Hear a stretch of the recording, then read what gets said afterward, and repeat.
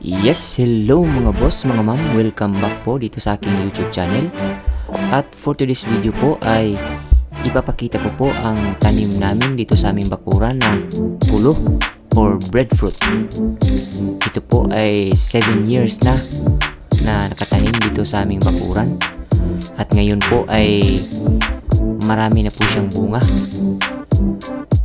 Pero ang bunga niya po ay hindi pa saktong hinog na pwede nating lutuin. So mag-aantay pa po tayo ng mga ilang araw bago po tayo makapagluto ng bunga ng ating kulo or breadfruit.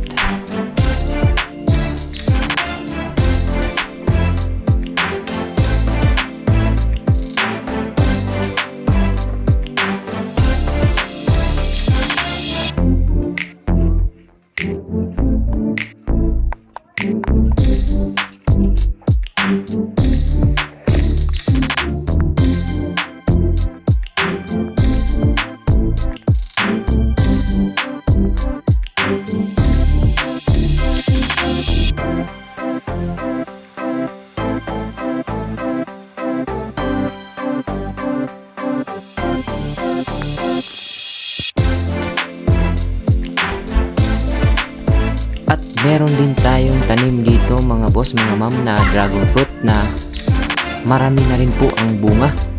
Pero hindi pa rin po hinog ang mga bunga. So maghihintay pa rin tayo ng mga ilang araw bago ito mahinog at makatikim tayo ng bunga ng dragon fruit. Ayan po. Yung mga bunga ay umabot na sa baba. So season po ngayon ng pamumunga ng dragon fruit mga boss, mga ma'am. So bale 4 po o 5 pala. Lima po itong tanim natin na dragon fruit.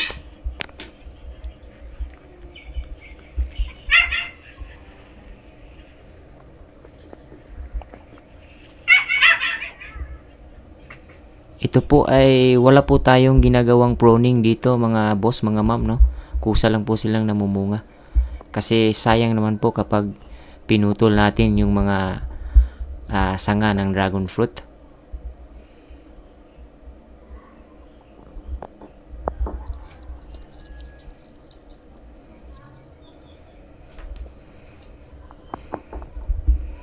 Dito po sa gilid mga boss, mga ma'am, may nakita po tayong bunga na akala po natin ay hinog na, pero kulang pa po yung edad niya para ating pitasin. Yan po, nakatago sa puno ng kawayan. Medyo pula na po siya pero kulang pa po. So aantayin pa rin po natin na maging saktong hinog po siya.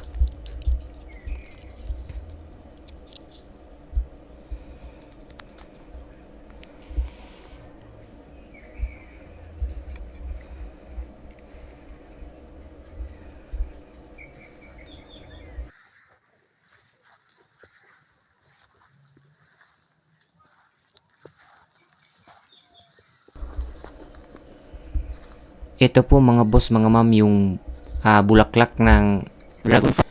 Ito po ay namumukadkad tuwing gabi. So kakaiba po ang bulaklak ng dragon fruit mga boss, mga ma'am, dahil tuwing gabi lang po ito namumukadkad.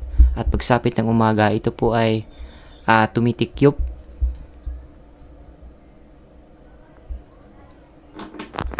Meron din tayo ditong tanim na sili mga boss, mga ma'am.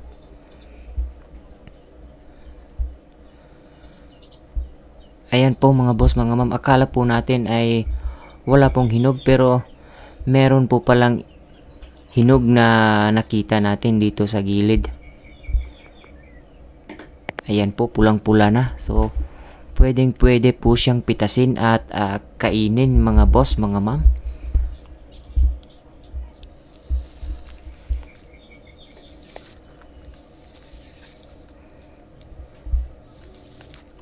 Ayan po, medyo malaki-laki po itong bungang to mga boss, mga ma'am.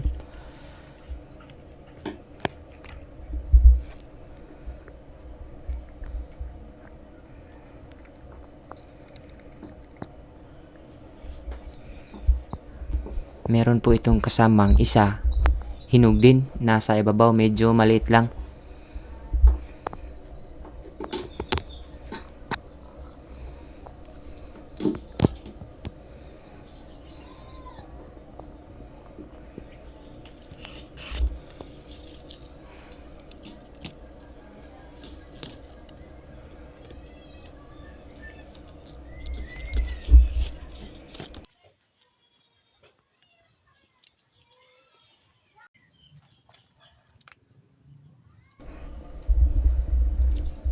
So mga boss, mga ma'am, pipitasin po natin itong bungang to dahil hinog na at pwedeng-pwede na po siyang kainin. So ayan po, excited na po tayong matikman itong dragon fruit.